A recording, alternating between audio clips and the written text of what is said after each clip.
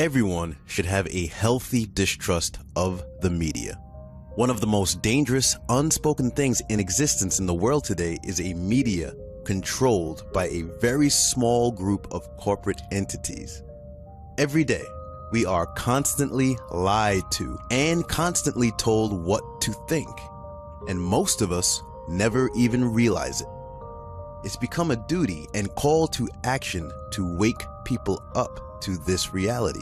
Before blindly listening to what's hurled at you, everyone has a personal responsibility to at least know what's going on before handing your mind over. Most people openly and defiantly do not trust their governments. People know better. However, simultaneously, they overtly trust each and everything their government does, says, and presents anyway. Because most people trust corporate news narratives where they get most of their information and never question any of it. Most people are still completely unaware that governments orchestrate and/or stage events all the time. This was always done throughout history and is still maintained today. This is nothing new under the sun.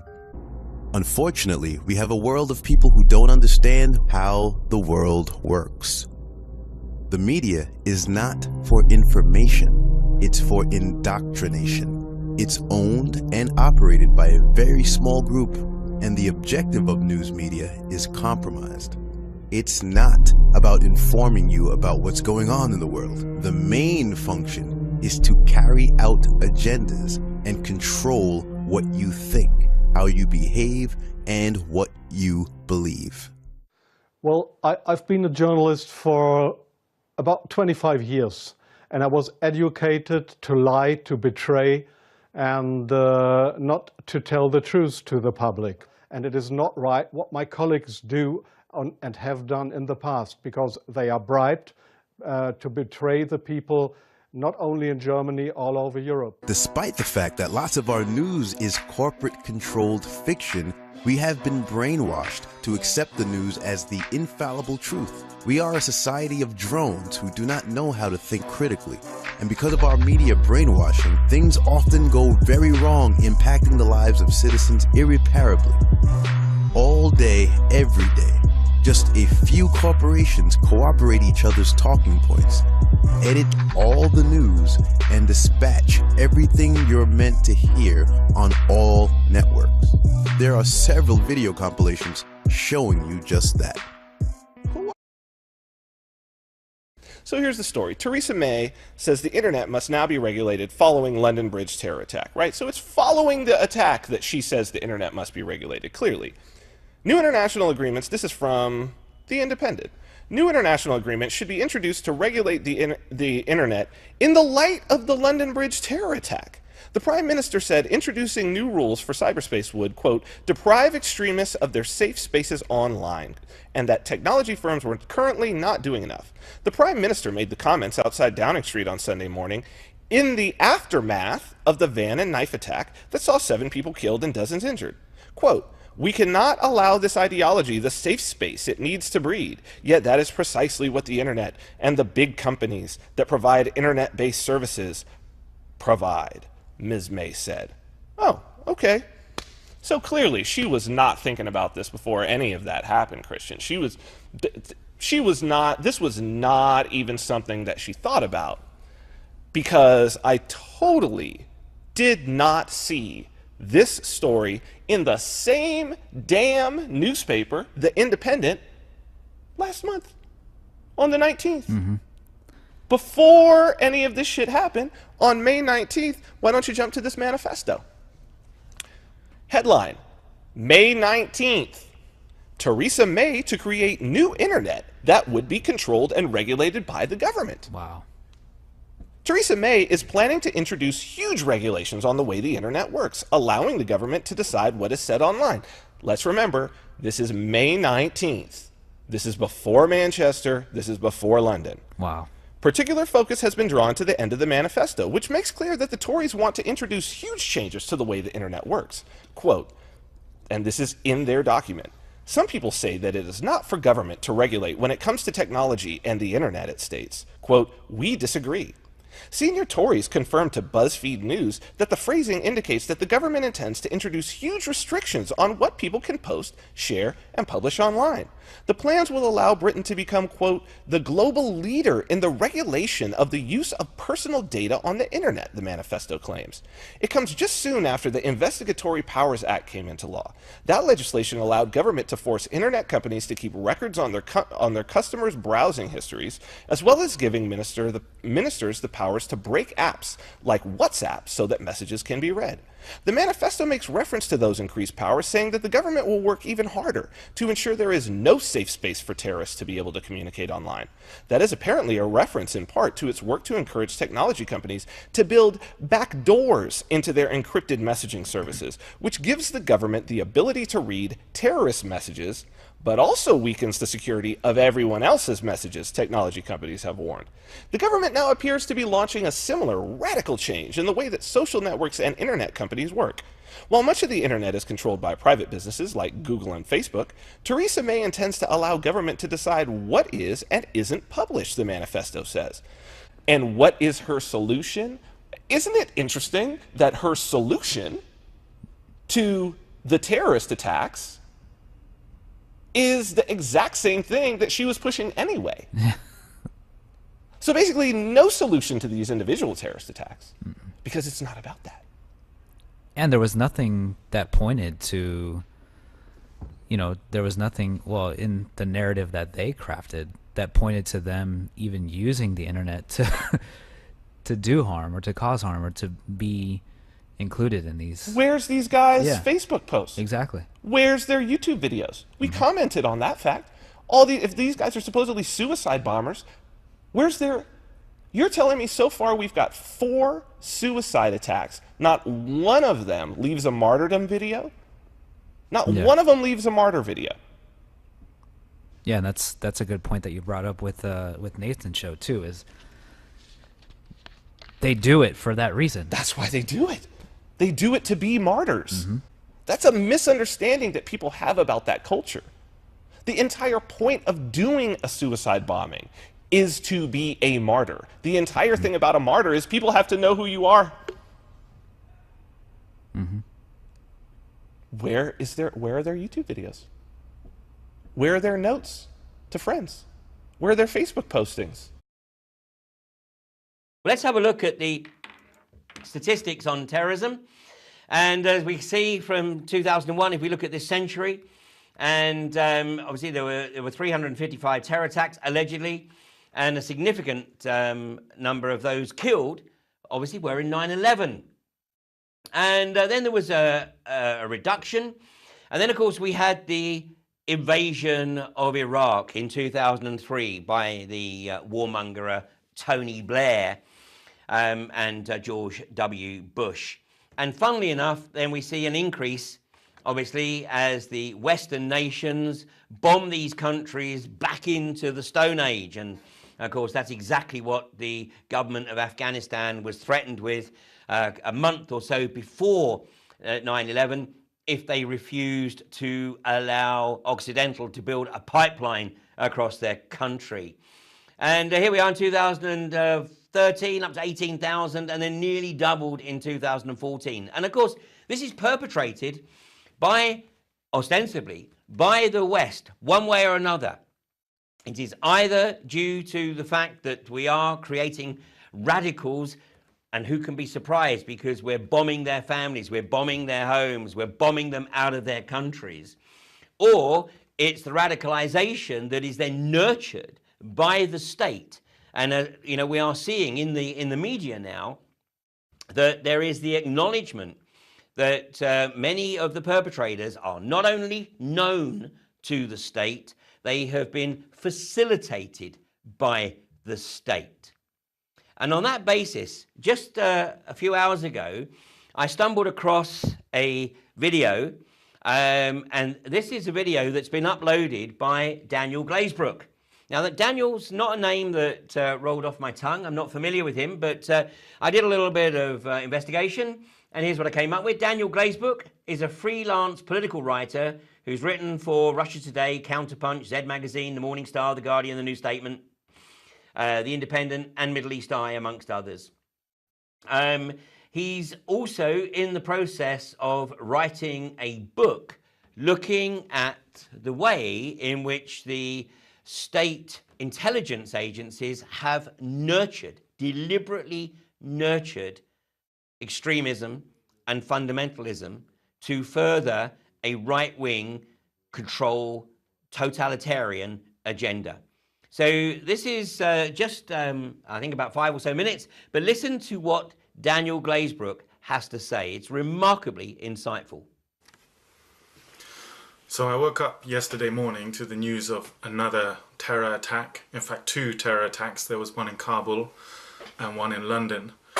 And as always in these attacks, my sympathies and my thoughts, my heart goes out to the victims and their families. The news coming out of these places is of obviously unspeakable horror, and it beggars belief that anyone could support these kind of attacks.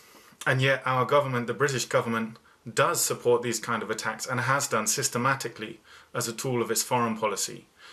In 2011, a vicious racist insurgency began in Libya, and the British government supported it openly. The insurgency targeted soldiers, police, African migrants and black-skinned Libyans.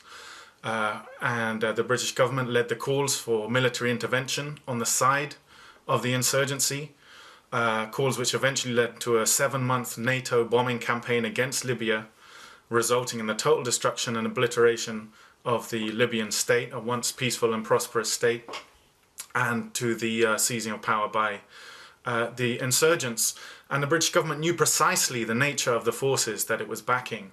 On the second day of the rebellion, this is around a month before the NATO campaign got underway. On the second day of the rebellion, it was reported in mainstream media that the rebels had captured around 50 African migrants, locked them in a police cell that they'd taken over, and burnt them alive.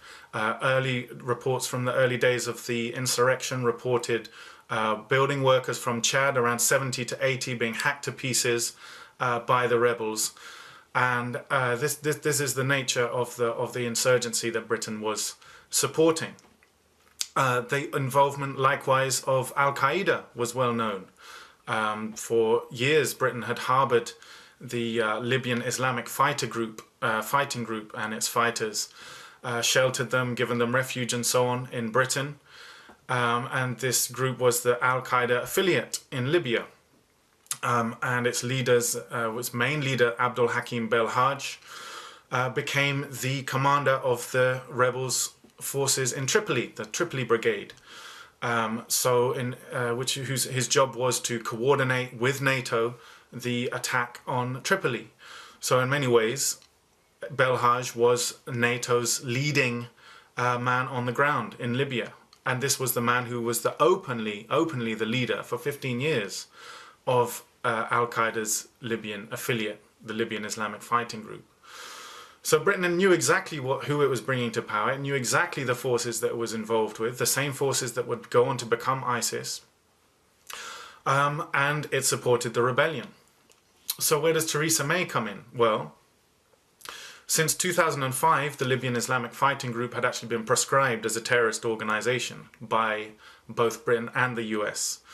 And its fighters in Britain, many of them were placed under what are called control orders, a form of house arrest. Yet when the insurgency broke out in Libya in 2011, the control orders were suddenly lifted to enable these fighters to go and join the British-sponsored Al-Qaeda rebellion in Libya. The fighters included Salman Abedi, the Manchester bomber, as well as his father. Salman Abedi at the time was 16 years old, and his father was a known member of the Libyan Islamic Fighting Group, Libya's Al-Qaeda affiliate. So who was responsible for this policy of lifting these orders so that these known Al-Qaeda members could go and fight and train in Libya? Well, control orders come under the remit of the Home Office, the responsibility of the Home Office, and who was the Home Secretary in 2011, Theresa May. So Theresa May personally was responsible for changing the status of known Al-Qaeda members, including the Manchester bomber's father, to ensure that he could travel unimpeded and they could travel unimpeded to train and fight in an Al-Qaeda led insurgency in Libya. And the same policy applied to Syria as well. But that's not all. Anytime someone on the terror watch list tries to leave or enter the country, automatically a warning is flagged up to alert the border control officials, who can in turn alert the counter-terrorism police. So some of these fighters were actually stopped and questioned by counter-terror police. But MI5 overruled them to ensure that they could travel freely to and from these training camps and so on in Libya and Syria.